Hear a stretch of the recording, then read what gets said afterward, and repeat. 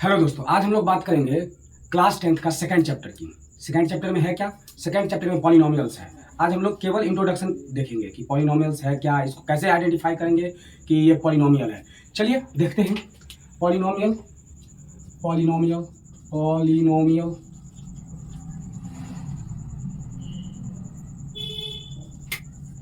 देखिए, पॉलिनोमियल होता क्या है एक्चुअली में। पॉलिनोमियल आप कहते किसको हैं? अच्छा, पॉलिनोमियल को समझने से पहले हम लोग को थोड़ा सा इसका बैक जाना पड़ेगा। अलजेब्राइक एक्सप्रेशन आप लोग क्लास 8 में पढ़े होंगे। हाँ, पढ़े तो होंगे, क्लास 8 जरूर पढ़े होंगे। अलजेब्राइक एक्सप्रेशन भी पढ़े होंगे। अगर अलजेब्राइक एक्सप्रेशन पढ़े होंगे तो क्या पढ़े होंगे? इसमें कुछ वेरिएबल्स पढ़े होंगे। हाँ, वेरिएबल्स भी पढ़े होंगे और एक चीज और पढ़े होंगे, क्या? कांस्टेंट। कांस्टेंट। अच्छा, वेरिएबल और कांस्टेंट होता क्या है?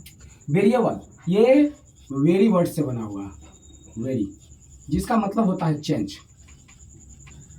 चेंज, जो चीज बार बार बदल जाए, वेरी करे, किसी भी प्रॉब्लम और सिचुएशन में चेंज करके आए वैल्यू, वो क्या है? वेरिएबल है। अच्छा, कांस्टेंट क्या है?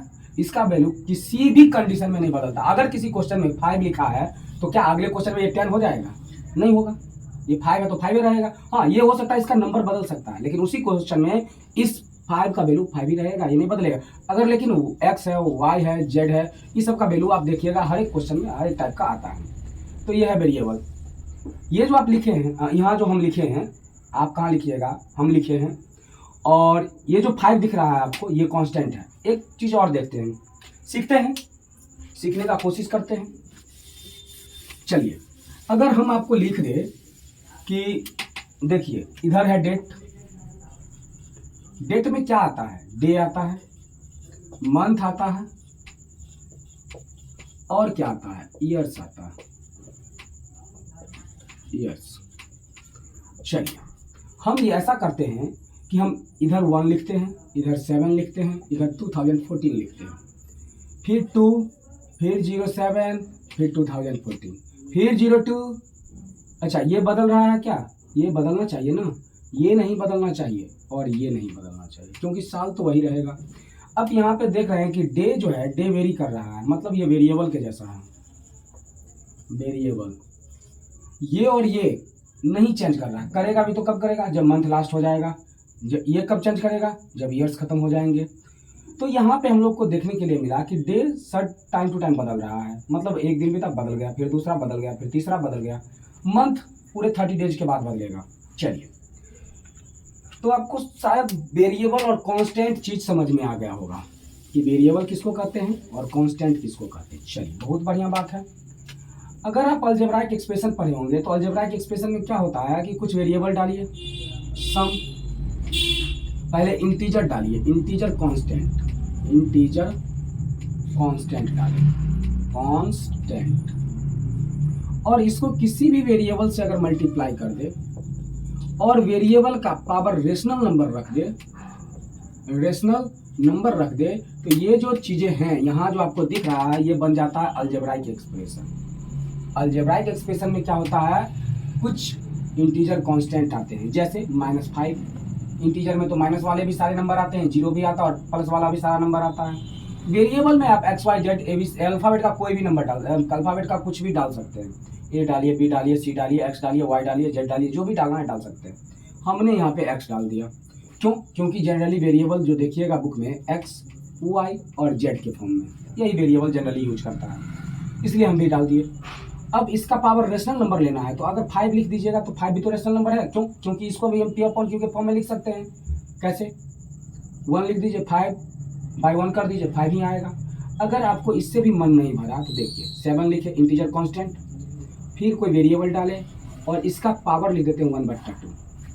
अब ये जो है इंटीजर, ये इंटीजर है कि रेशनल नंबर है? ये 1 कहिएगा तो इंटीजर है, 2 भी इंटीजर है, लेकिन 1/2 जो लिखे यह हो गया रेशनल नंबर, ये हो गया वेरिएबल, ये हो गया कांस्टेंट, और ये पूरे क्या बन गया? पूरे बन गया अलजेब्राइक एक्सप्रेशन। लेकिन पॉलिनोमियल कहता है कि हम अलजेब्राइक एक्सप्रेशन नहीं हैं, तो आप हैं कौन? अगर ये अलजेब्राइक एक्सप्रेशन नहीं है, कहता है हम अलजेब्राइक एक्सप्रेशन तो नहीं है लेकिन उसी के जैसे हैं। कैसे? कहता है हम में भी सम इंटीजर कांस्टेंट लाइए, इंटीजर कांस्टेंट, चलिए दे दिए, और कुछ वेरिएबल दीजिए, चलिए ठीक, वेरिएबल भी दे दिए, और वेरिएबल का पावर जो है ना, हमको होल नंबर चाहिए भाई, होल नंबर चाहिए। अब बताइए कि ये होल नंबर में आएगा क्या सब? तो होल नंबर में आएंगे 0, 1, 2, 3, 4 और जो चाहे डाल सकते हैं, ये सब होल नंबर में आते हैं। एग्जाम्पल देखिए, अगर हम लिखे सम इंटीजर कांस्टेंट के जगह पे -5 और x डाले, वेरिएबल डाले, और इसका पावर हम 0 रख दे, फिर देखिए 6 y, इसका पावर हम 2 रख दे, फिर भी ये क्या है? ये पॉलिनोमियल है, ये पॉलिनोमियल है।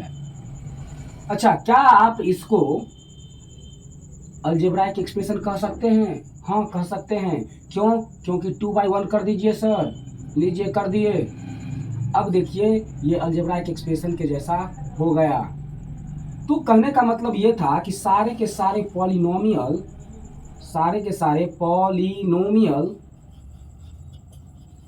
क्या होते हैं? अलजेब्राइक एक्सप्रेशन होते हैं। लेकिन सारे के सारे अलजेब्राइक एक्सप्रेशन पॉलिनोमियल नहीं होते हैं। ये बात आप ध्यान से सुन लीजिए और याद रखिए कि सारे के सारे पॉलिनोमियल्स अलजेब्राइक एक्सप्रेशन तो होते हैं, लेकिन सारे के सारे अलजेब्राइक एक्सप्रेशन पॉलिनोमियल नहीं होता है। अब आपको पहचानने के लिए दे देगा, कहेगा लीजिए भाई साहब x + 1/x ये क्या पॉलिनोमियल है? आप इसको थोड़ा सा ध्यान दीजिए, ये तो x है, x का पावर कुछ नहीं है तो 1 होता है, लेकिन ये जब ऊपर जाएगा तो ये -1 हो जाएगा। ये तो पॉलिनोमियल है लेकिन ये नहीं है। अब जैसा संगत उससे के हिसाब से ये बिहेव करेगा, ये भी पॉलिनोमियल नहीं होगा, ये पॉलिनोमियल नहीं होगा। तो पॉलिनोमियल होगा कौन? देखिए 2x² + 3x + 5 दे दीजिए, देखिए पॉलिनोमियल है। यहाँ पे आपको होल नंबर है, वेरिएबल का पावर आपको चेक करना है, होल नंबर होना चाहिए, अदरवाइज ये पॉलिनोमियल होगा ही नहीं। अलजेब्राइक एक्सप्रेशन हो जाएगा बट पॉलिनोमियल नहीं होगा। पॉलिनोमियल होने के लिए क्या होना चाहिए? होल नंबर होना जरूरी है। ये तो था आपको पॉलिनोमियल की बातें। पॉलिनोमियल में और बहुत सारी चीजें होती हैं। क्या क्या होते हैं पॉलिनोमियल्स के अंदर? तो इसके अंदर आप टर्म देखिएगा, पॉलिनोमियल का कोफिशिएंट देखिएगा, टाइप्स ऑफ पॉलिनोमियल्स देखिएगा, और ये देखने के लिए आपको थोड़ी सी इंतजार करनी पड़ेगी और मेरे नेक्स्ट वीडियो आने का इंतजार कीजिए। और आप ये चीज अच्छे से समझ लीजिए कि कौन चीज पॉलिनोमियल है और कौन चीज नहीं है। पॉलिनोमियल कहते किसको हैं ये भी आप ध्यान में रखिए, पहचानना आना चाहिए, क्योंकि 1 नंबर वाले क्वेश्चन में ये भी डाला जाता है। 1 मार्क्स क्वेश्चन में आइडेंटिफाई करने के लिए देता है कि बताइए कि इसमें कौन पॉलिनोमियल है और कौन नहीं है। अगर आप ये नहीं समझ पाए तो आप पॉलिनोमियल फाइंड नहीं कर पाइएगा, आइडेंटिफाई नहीं कर पाइएगा और आपकी 1 मार्क्स छूट जाएगी। इसीलिए आप ध्यान से इस चीज़ों को देखिए। Thank you for watching video.